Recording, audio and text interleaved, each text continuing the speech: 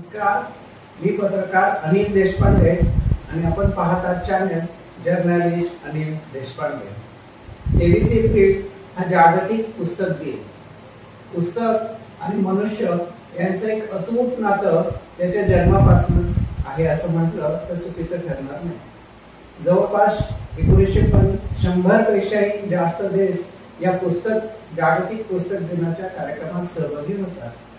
पुस्तक आणि जागतिक पातळीवरती पुस्तकांच्या वाचनाची आवड निर्माण व्हावी, ग्रंथांविषयी आवड निर्माण व्हावी म्हणून जागतिक पातळीवरती हा दिवस पुस्तक दिन म्हणून साजरा केला जातो।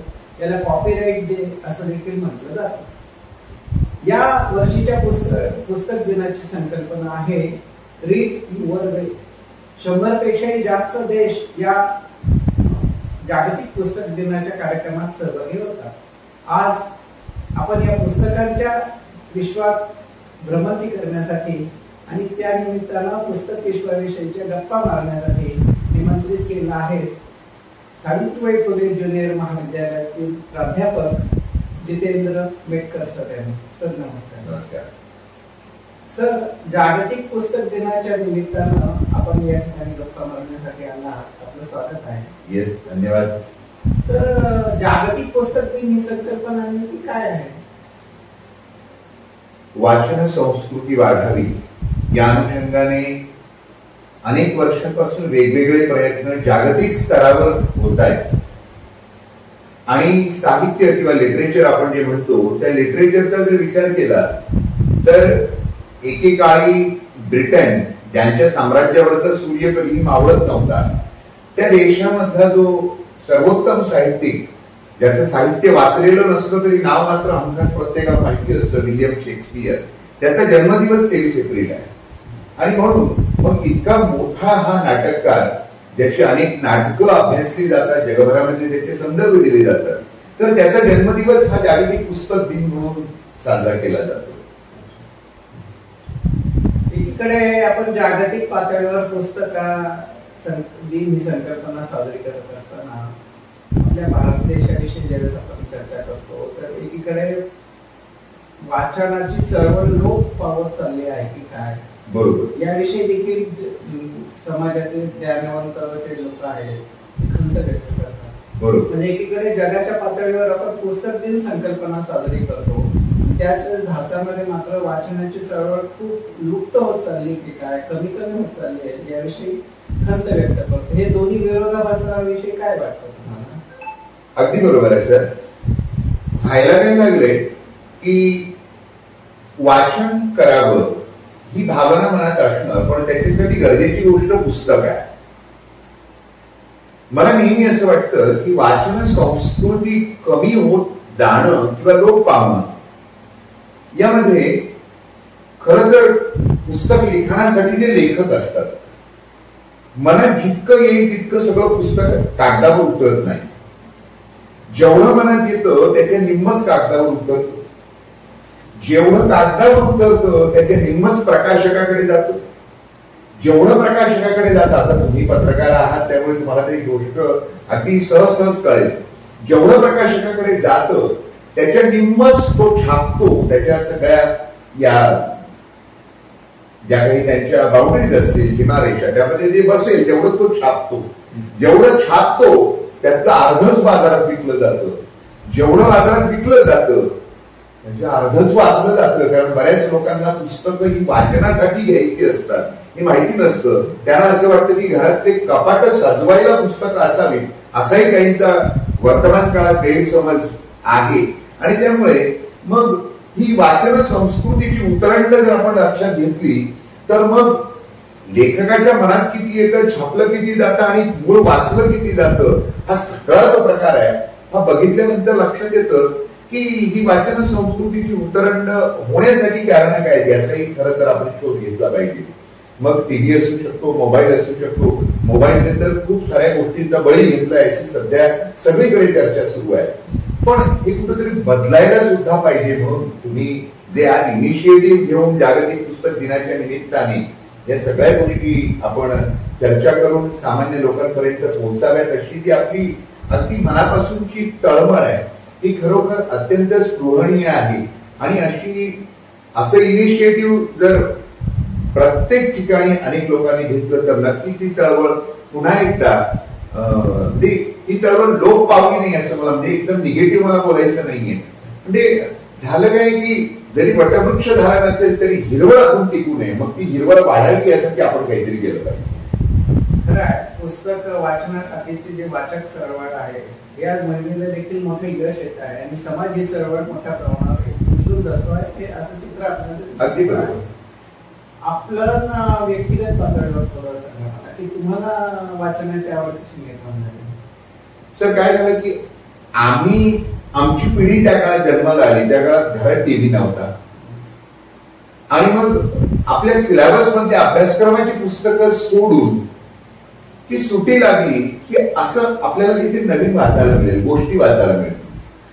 मग गोष्टींची पुस्तकं असतील, शाळेमध्ये आमच्या एक पेटी असायची लायब्ररी आणि मग प्रत्येक आठवड्याला एक पुस्तक मिळायचं.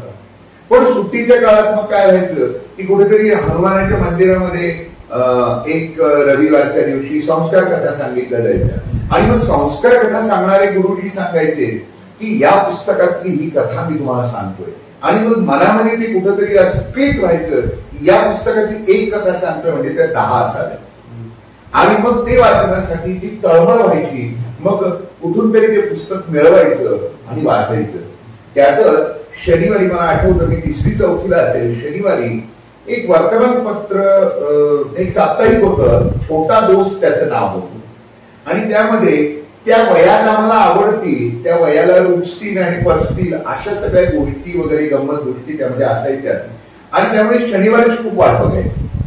म्हणजे आम्हाला आमच्या वर्गातल्या दोस्तांइतकाच तो छोटा दोस्त प्रिय होता आणि मग अशा छोट्या छोट्या गोष्टीतून आमची वाचन आवड वाढली आणि मग ती आवड वाढता वाढता त्या सवयीचं, म्हणजे मला तर नेहमी असं वाटतं सवय हा शब्द वयासह जी वाढत जाते ती सवय असते आणि त्या सवयीचं रूपांतर व्यसनात कधी झालंय आम्हालाही कळलं. चांगल्या अर्थानं व्यसन. हो, चांगल्या म्हणजे व्यसन वाईटच असतं असं नाही, वाचनाचंही व्यसन म्हणजे आपल्याला व्यायामाचं व्यसन असणं, वाचनाचं व्यसन असणं, चांगल्या गोष्टींचं म्हणजे मी तर असं म्हणेन की विचार करण्याचं सुद्धा व्यसन असावं, चांगल्या गोष्टींचा विचार आणि त्याचं रूपांतर व्यसनात झालं. म्हणजे मला सांगायला तुम्हाला मला ही कोणत्या दिवशी क्लिक झालं, मला व्यसन लागले वाचनाचं की मला रोज त्या शालेय जीवनापासून रोज मला रात्री वाचन केल्याशिवाय मला झोप लागत आणि एकदा मी साधारणतः 10वी-11वीला असेल आणि माझ्या आजोबांचा मृत्यू झाला. मग आमच्या गावी गेलो. त्या गावी आजही ते आमच्या बागलाण तालुक्यात बाघळे नावाचं गाव, त्या गावी आजही बस नाही जात.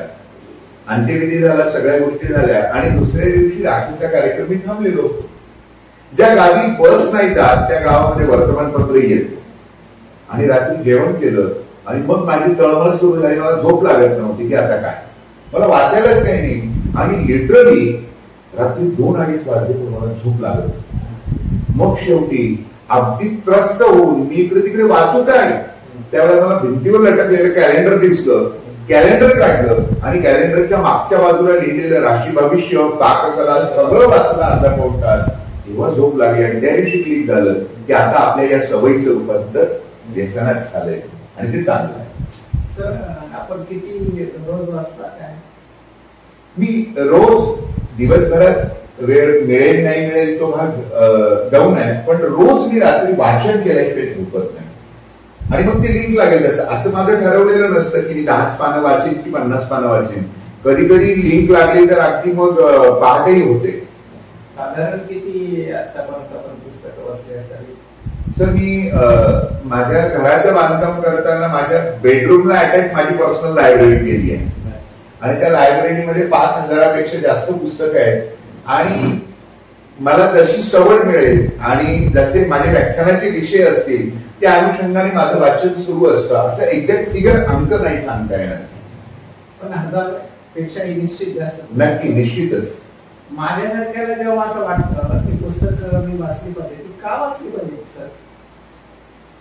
सर, मला असं वाटतं विचारायचं की या पुस्तकाने तुम्हाला काय दिलं?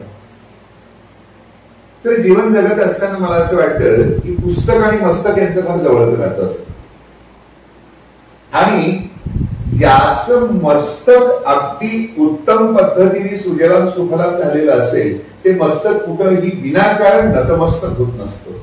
आणि म्हणून एक जीवन जगण्याची उत्तम शैली, जीवन जगण्याचा मार्ग म्हणजे मला या बाबतीत डॉक्टर बाबासाहेब आंबेडकरांचं खूप म्हणजे ते व्यक्तिमत्व मला एक आकर्षित करतं.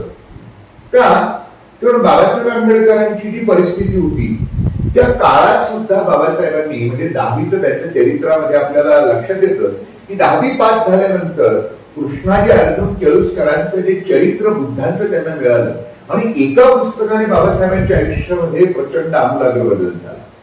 बाबासाहेबांना खूप साऱ्या उपाध्या आहेत. महामानव म्हटलं जातं, त्यांना विश्ववंद्य म्हटलं जातं, बोधिसत्व म्हटलं जातं. त्या सगळ्या उपाध्या वंदनीयच आहेत.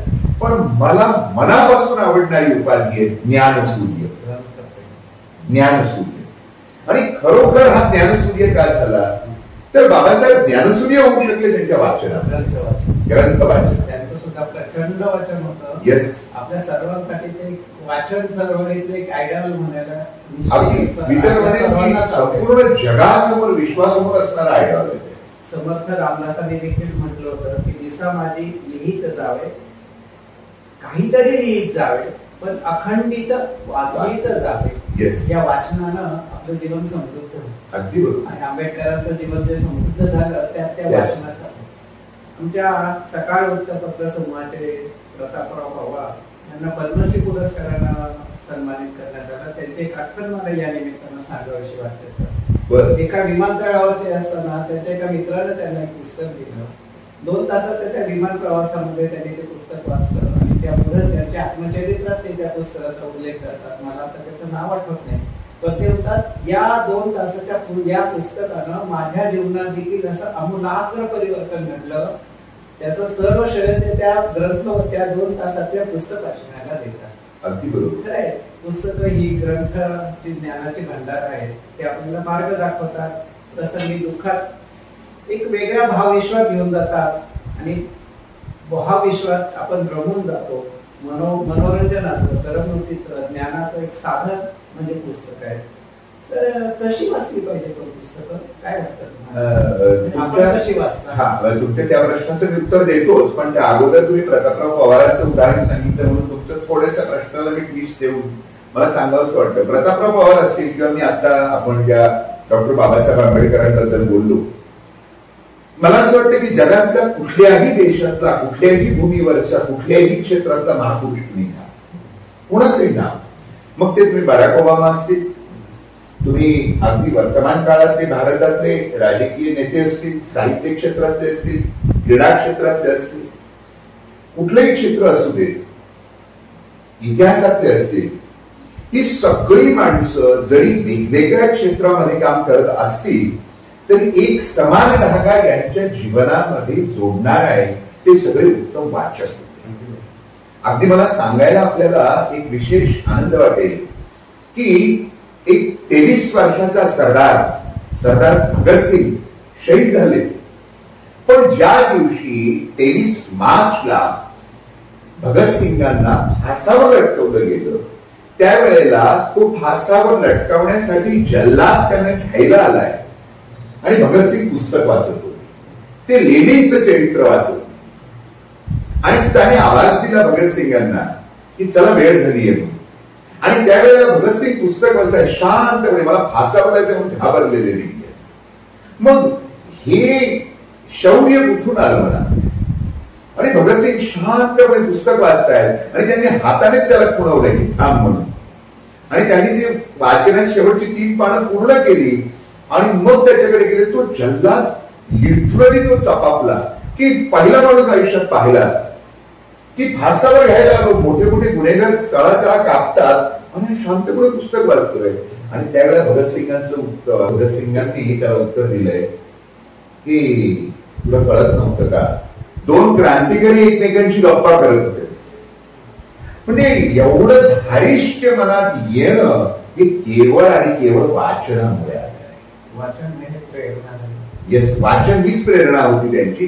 आणि म्हणून मला असं वाटतं की सुरुवातीला वाचनाची आवड लागली की सवड पण हळूहळू आपोआप व्हायला लागते. आणि त्यासाठीच हा एक पर्याय ठरू शकतो की किमान एक 10 मिनिटं तरी निदान एखादं पान तरी वाचायला मी सुरुवात करावी. अगदी ऑब्विसली. आणि मग त्यातनं ही सवय हळूहळू मला त्या एका गोडीमध्ये, आवडीमध्ये, सवडीमध्ये रूपांतर. बरोबर, अगदी निश्चितच. डॉक्टर बाबासाहेब आंबेडकर असं म्हणाले होते की तुमच्या जवळ 2 रुपये असतील तर त्यात 1 रुपयाची तुम्ही भाकरी घ्या आणि 1 रुपयाचं तुम्ही पुस्तक घ्या. भाकरी तुमची भूक भागवेल तर पुस्तक तुम्हाला जगायचं कसं हे शिकवेल. या पुस्तक दिनाच्या निमित्तानं स्वामी देवेंद्र फडणवीसांनी जो संदेश दिला आहे तो असा आहे, वाचन हे कर्म आहे, वाचन हे मर्म आहे, ज्ञानाच्या महासागरात वाचन हाच धर्म आहे. राष्ट्रपती APJ अब्दुल कलाम असं म्हणतात, एक चांगलं पुस्तक 100 मित्राप्रमाणे असतं. आणि वाचाल तर वाचाल हे आपल्याला सर्वांना माहिती आहेच.